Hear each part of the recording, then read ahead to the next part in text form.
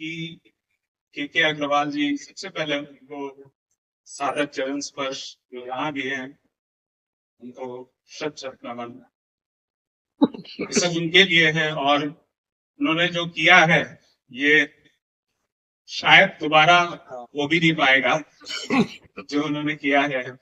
इतना बड़ा बिहार में क्रांति लाने का काम और उसके बाद बहुत सारे लोग आते गए और उसमें से फिर एक नया चमकता सितारा धर्मशिला मैम और सुरेंद्र सर, इन लोगों ने उसको, वो कब आए मतलब शायद 36वें जनरेशन में जाकर के वो धर्मशिला जी पैदा हुई और वहां से उन्होंने बिजनेस में एक अलग ही आग लगा दिया।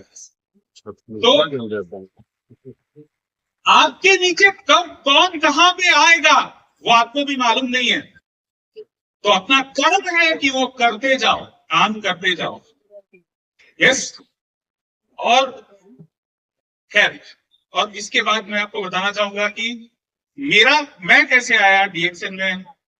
मेरे पिताजी ने काम शुरू जब किया तो वहां गांव देहात में साधारण लोगों के साथ काम कर रहे थे, बहुत गांव देहात के लोगों के साथ। तो हम तो जॉब कर रहे थे अपना वहां पे बाहर में दिल्ली में, पहले टीसीएस में टाटा कंसल्टेंसी सर्विसेज और उसके बाद फिर वर्ल्ड की सबसे बड़ी asset management company black rock.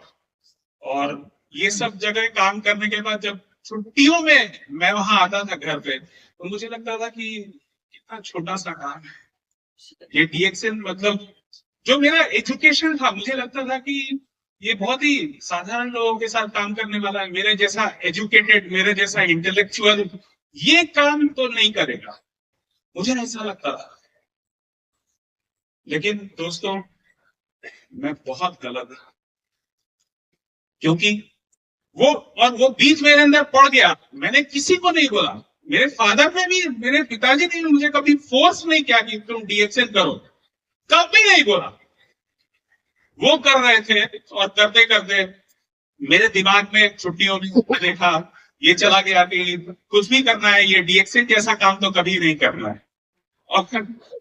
और उसके बाद शुरुआत हुई मेरे जॉब में कुछ बहुत डिमांडिंग जॉब था, बहुत काम करना पड़ता था वहां पे नौकरी में।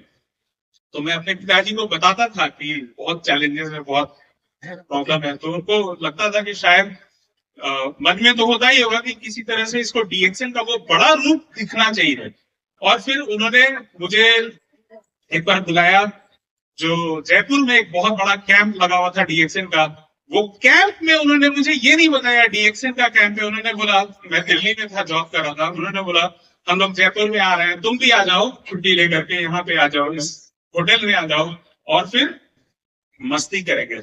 और वहां गया, वहां जाकर के उस वक्त मेरे पिताजी का लगभग इनकम 15 से 20 हजार रुपए महीने का था। हालांकि उनका फर्स्ट जो डीएक्सएन का इनकम आया था, आप जानना चाहते हैं कितना आया होगा?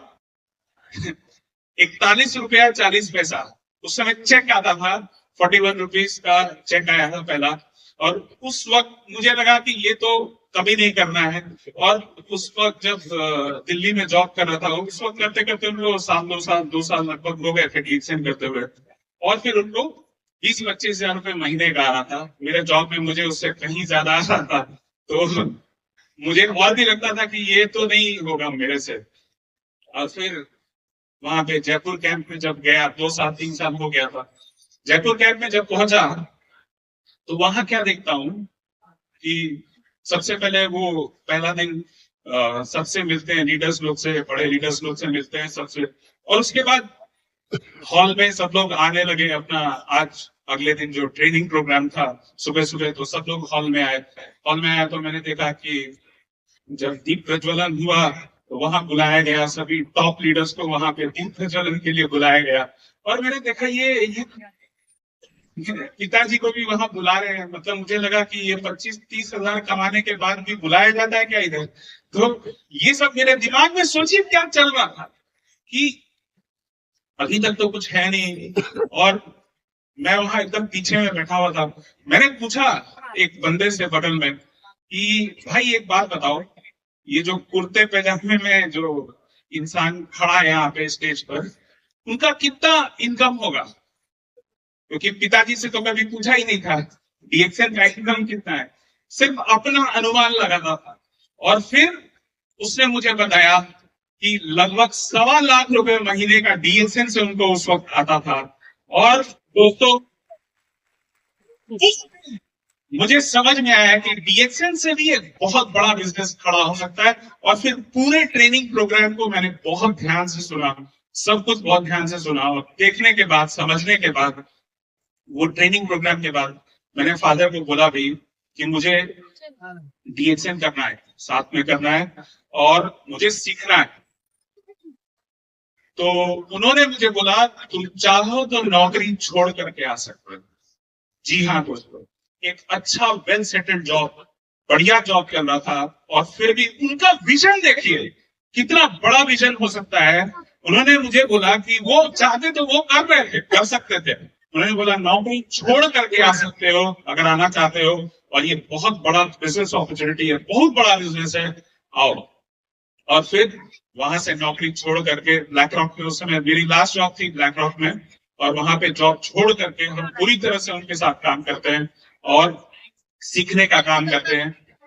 करते करते दोस्तों, आपको भी पता है कि ये कितना बड़ा ये फ्यूचर यहाँ पे आपका छुपा हुआ है।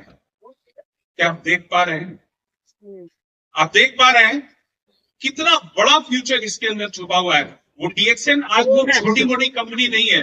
जब शुरू हुई थी, आपको दिखने में लगता होगा ये छोटी कंपनी है, जैसे मुझे लग रहा था ये दिखने में लगता है जब शुरुआत हुई थी। लेकिन डॉक्टर लिप्स योजिन भाई, जब मैं सुन रहा था, वो लोगों ने उनको बोला कि ये तो छोटा सा एक रेंट पे लिया हुआ ऑफिस, रेंटेड ऑफिस में डीएक्सएल काम करती है, आप इतना बड़ा कैसे आप जाएंगे, 200 देश में कैसे जाएंगे? तो डॉक्टर लिम ने जवाब दिया था कि इंटेंट मैटर करता है, आपका माइंडसेट मैटर करता है कि आप कहां जाना चाहते हो। आप आज क्या हो इससे फर्क नहीं पड़ता।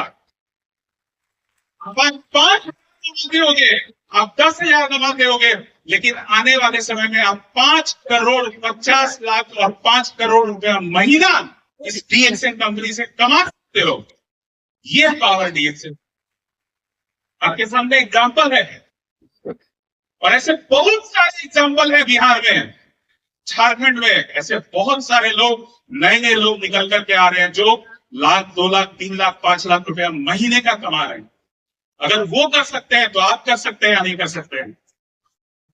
ये economic capital of the world, of India, sorry, economic capital of India, ये है मुंबई, ये है महाराष्ट्र। बहुत पैसा है यहाँ पर। मैं यहाँ सुनता हूँ लोगों के पास पैसा तो है, मगर लोगों के पास समय नहीं है। भाई समय नहीं है तो ये आपका अचीवमेंट है, प्रॉब्लम है। मुझे तो ये आपका प्रॉब्लम दिखता है।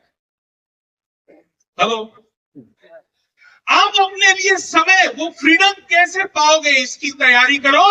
नहीं तो 20-30 साल के बाद जब खत्म हो जाओगे, 20-30 साल के बाद जब रिटायर हो जाओगे ना, आपको कोई पूछने वाला नहीं मिलेगा, आपके फैमिली को कोई देखने वाला नहीं मिलेगा, आपके फैमिली का केयर करने वाला कोई नहीं मिलेगा। आज मेरे पिताजी जिस दिन गए थे इस दुनिया से, वहां मुझे लगता है कि हजारों लोगों की भीड़ वहां पे आ रही थी, हजारों लोगों की भीड़। लोग परेशान थे, न्यूज़पेपर में वहां पे छप गया था कि इतने लोगों की भीड़, जो कभी भी एक नेटवर्क मार्केटिंग का काम करके कितना इज्जत मिल सकता है, क्या मिल सकता है, सोचो। और उसके बाद वो इनकम, वो फ्रीडम, वो टाइम फ्रीडम, वो मनी फ्रीडम तो मिलता ही है। उसके साथ साथ ये कंपनी का पावर देखो, जो लेगेसी मिलता है, मतलब उनके जाने के बाद वही पोस्ट, वही सब कुछ, वही टीम, पूरा का पूरा आपके नेक्स्ट जनरेशन को, यानी कि उनकी फैमिली को ट्रांसफर हुआ, यानी हमें ट्रांसफर हुआ।